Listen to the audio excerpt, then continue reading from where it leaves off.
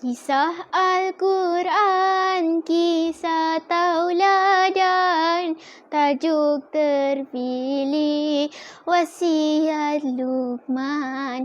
Akidah terpuji, ibadah tak henti, sayangi ibu, ayah dan insan. Begitulah rangkuman cerita saya pada hari ini yang bertajuk Wasiat Luqman Al-Hakim. Kapal mudik membawa belanting, syarat muatan kapal Indragiri. Nama diberi Nur Nazifah Majunting, hadir untuk memperkenalkan diri. Assalamualaikum warahmatullahi wabarakatuh.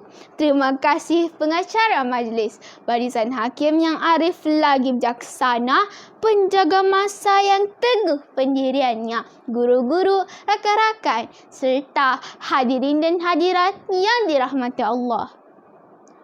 Pernahkah kawan-kawan mendengar tentang kisah Luqman Al-Hakim? Dan siapakah beliau yang sebenarnya?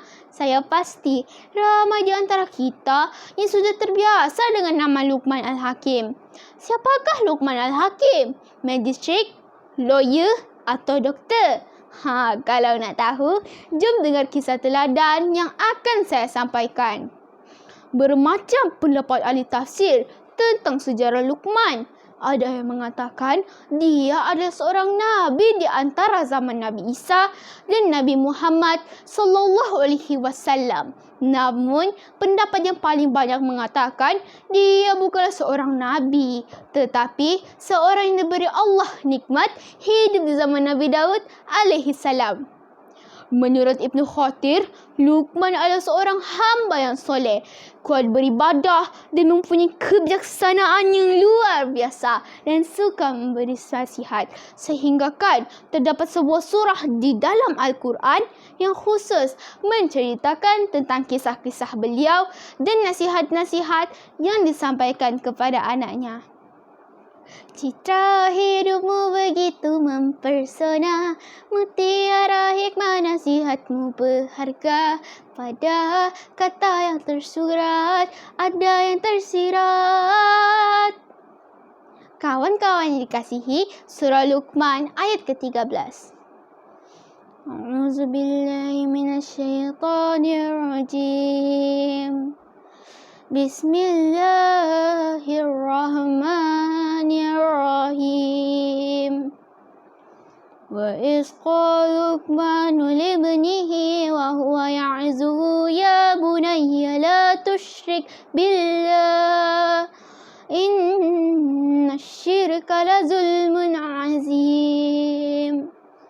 Dan bermaksud, dan ingatlah ketika Luqman berkata kepada anaknya, ketika ia memberi pelajaran kepadanya, wahai anakku, janganlah engkau mempersekutukan Allah, adalah benar-benar kezaliman yang sangat besar.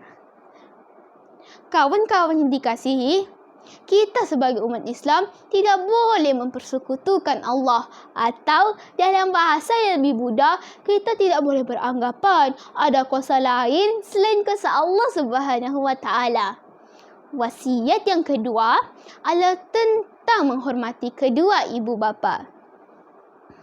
Bismillahirrahmanirrahim. وَوَصَّيْنَا الْإِنسَانَ بِوَالِدَيْهِ حَمَلَتْهُ أُمُّهُ وَهْنًا عَلَى وَهْنٍ وَفِصَالُهُ فِي عَامَيْنِ أَنِ اشْكُرْ لِي وَلِوَالِدَيْكَ إِلَيَّ الْمَصِيرُ. Dan bermaksud, dan ingatlah ketika Allah perintahkan kepada manusia agar menghormati kedua ibu bapa. Ibu telah mengandungkannya dengan keadaan yang lemah dan telah menyusukannya hingga usia 2 tahun. Dan bersyukurlah kepada Allah dan hormatilah kedua orang tuamu. Kepadamu Allah aku kembali. Kau berikan mama kasih sayang maha suci, betapa agungnya tiada ternilaikan. Oh mamaku, tiada cinta yang murni setulus cintamu. Begitulah lirik-lirik lagu yang sungguh syahdu. Betapa besar pengorbanan ibu dan bapa dalam mendidik dan membesarkan kita dengan penuh kasih dan sayang. Maka hormatilah kedua ibu bapamu. Wasiat yang seterusnya adalah tentang ibadah. Kita sebagai umat Islam perlu melaksanakan solat. Solat 5 waktu jangan lupa ya kawan-kawan, kerana hanya dengan solat kita dapat menghindari dari membuat perkara-perkara yang bertentangan dengan ajaran agama Islam. Yang seterusnya, kita perlu membuat perkara-perkara yang baik dan mencegah perkara yang mungkar. Di samping itu juga, kita perlu sabar dengan dugaan yang menimpa. Kawan-kawan yang dikasihi, musibah yang melanda dunia kita, khususnya negara kita, Malaysia yang tercinta, iaitu penularan virus COVID-19. Kita perlu sabar dengan dugaan yang menimpa. Seperti kita tidak dapat menghadiri kelas kafa dan berjumpa kawan-kawan di dalam kelas. Namun, kita harus bersyukur kerana masih diberi kesihatan. Saya ingin ingatkan kepada kawan-kawan agar sentiasa mematuhi SOP walau di mana sahaja kita berada. Wasiat yang seterusnya di dalam surah Luqman ayat ke-18 yang bermaksud, dan janganlah kamu memalingkan wajah dari manusia sombong, dan janganlah kamu berjalan di muka bumi ini dengan angkuh. Sesungguhnya Allah tidak menyukai orang-orang yang sombong dan suka berbangga diri. Begitu jelas daripada ayat tersebut, kita sebagai umat Islam tidak boleh meninggikan suara semasa bercakap dengan seseorang. Kita perlu menjaga hubungan baik sesama manusia. Kawan-kawan yang dikasihi, begitulah antara wasiat Luqman Al-Hakim yang diceritakan di dalam Al-Quran. Semoga apa yang saya kongsikan mendapat menjadi tauladan kepada kawan-kawan. Harimau belang turut sekawan, lari seekor tercabut bulu.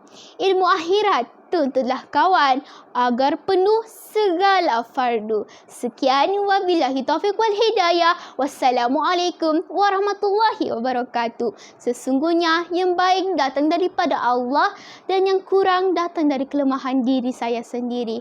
Sekian, terima kasih.